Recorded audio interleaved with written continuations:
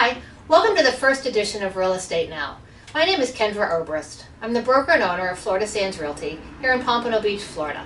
I'm here today with my colleague. Hi, I'm Rhonda Altschuler with Caliber Home Loans Loan Consultant. We're going to be talking today about the home buying process, and we've created this great 12-step guide that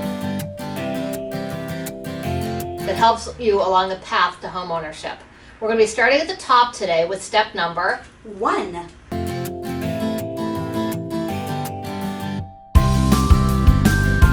You might think it's silly to have to sit down and think about what it is that you want, but there really is a lot to consider.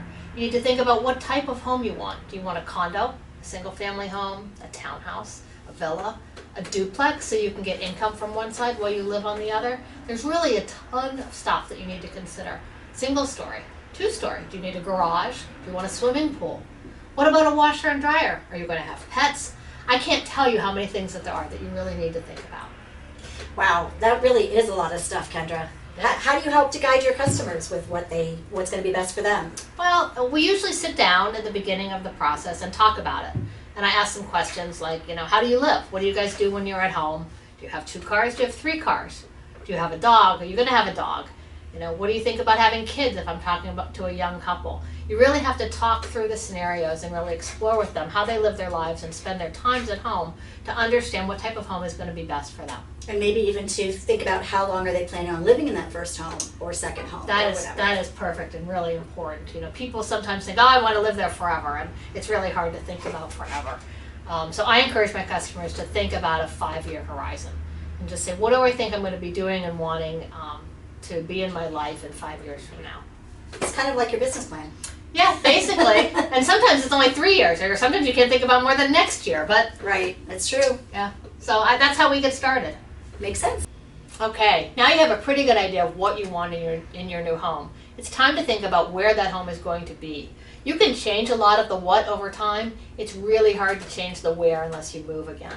So you need to think about what you want to be close to. Do you want to be near family, friends? Do you have a long commute? How do you feel about that? What about being near the highway or being able to go to a restaurant without getting in your car?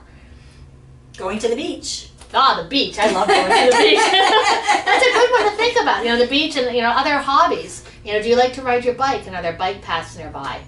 Do you have a dog you want to walk, and does the neighborhood have sidewalks?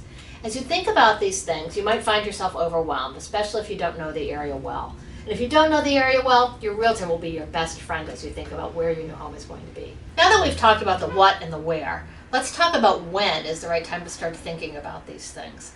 I generally suggest that my customers start thinking, not looking, thinking about 6 months in advance. What does that mean? That means you can look at things online. You can maybe go to some open houses. You're not ready to go around previewing homes that are for sale because they're not going to be there in 6 months. So what you want to be doing is thinking through really carefully that what and the where. Take some time, drive around neighborhoods, go in the afternoon, go at night, go on weekends. Go and see what's going on there, because that's where you're going to be living. Before you start dragging your realtor around to look at homes, you need to really understand how much you can afford. And we're going to talk about that in step 2.